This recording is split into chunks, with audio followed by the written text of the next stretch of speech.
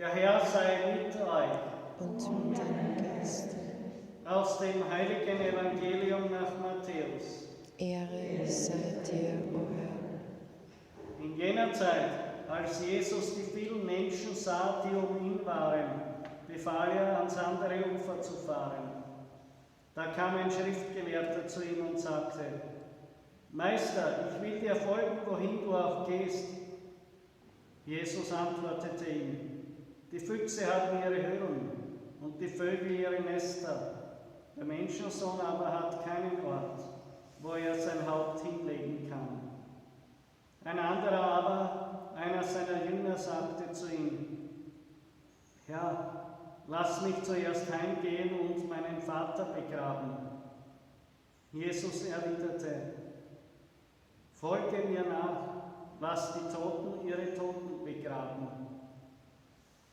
Evangelium unseres Herrn, Jesus Christus. Lob sei dir, Christus. Meine Lieben, Jesus sagt, die Füchse haben ihre Höhlen und die Vögel ihre Nester, der Menschensohn aber hat keinen Ort, wo er sein Haupt hinlegen kann. Natürlich hat er ein Haupt, wo er natürlich hat er einen Ort, wo er sein Haupt hinlegen kann. Es ist der Gehorsam dem Vater gegenüber. Und dieser Gehorsam dem Vater gegenüber ist seine Liebe dem Vater gegenüber. In unserer heutigen Zeit können wir Liebe und Gehorsam nicht leicht zueinander bringen. Gehorsam ist die Liebe, die über das eigene Ermessen hinausgeht,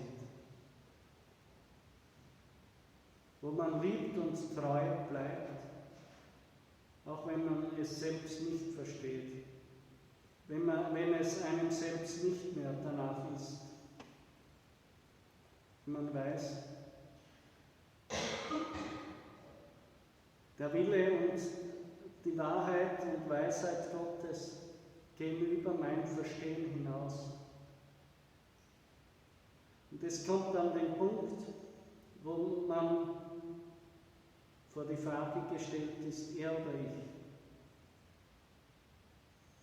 Mein Wille geschehe und du, Herrgott, hilf mir dabei, oder dein Wille geschehe.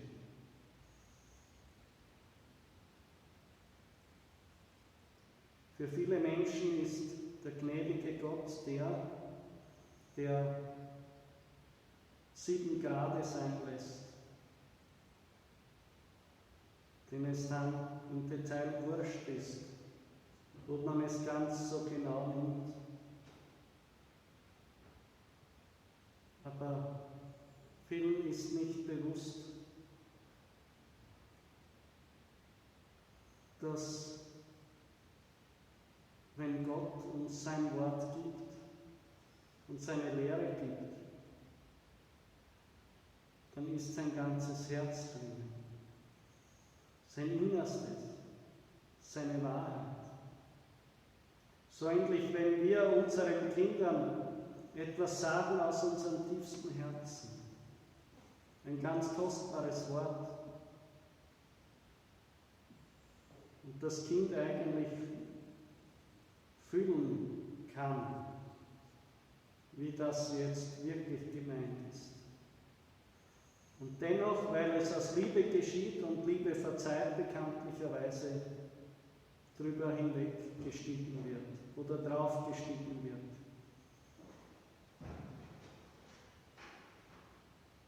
Es ist ein tiefer Schmerz. Und Gott geht es ebenso.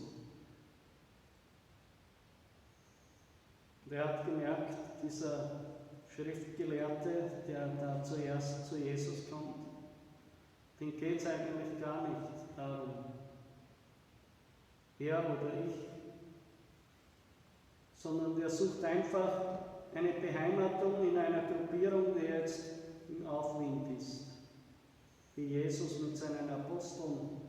rein super, sie sind überall beliebt und da möchte ich dabei sein. Und im religiösen Eifer merkt er gar nicht, dass da noch eine Menge egoistischer Motive dahinter stehen. Und dass er eigentlich überhaupt nicht diesen Gehorsam Gott gegenüber sucht, sondern einfach nur Beheimatung in einer gelingenden Clique, um in deren Windschatten mit erfolgreich zu sein.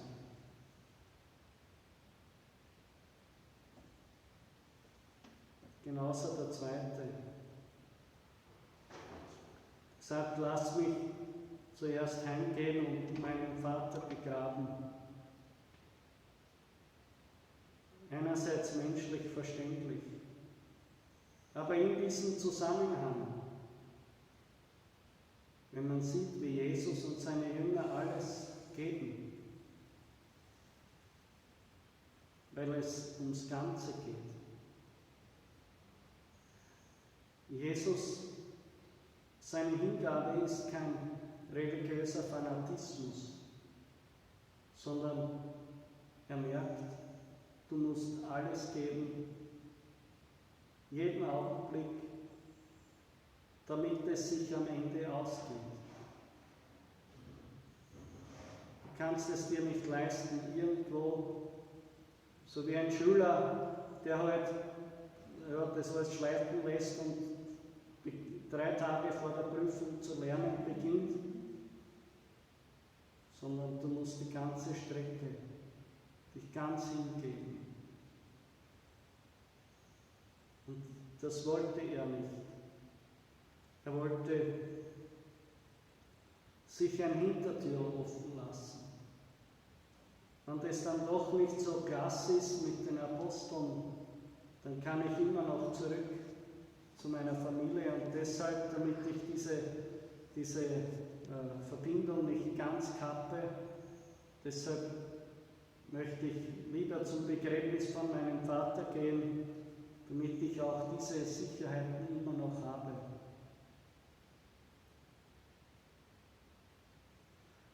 Man kann es auch anders sehen.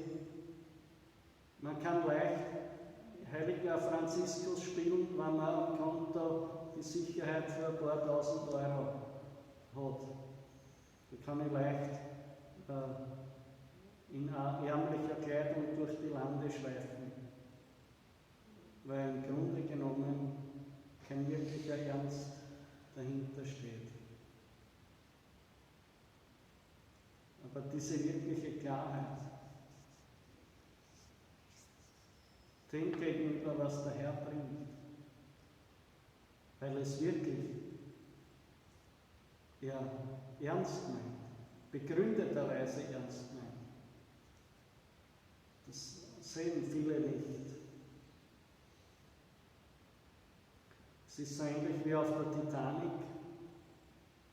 Da war auch wichtiger die Salonmusik bis zu dem Zeitpunkt, wo das Schiff auf einen Eisberg aufgelaufen ist. Und dann hat sich die Situation ins Gegenteil verkehrt.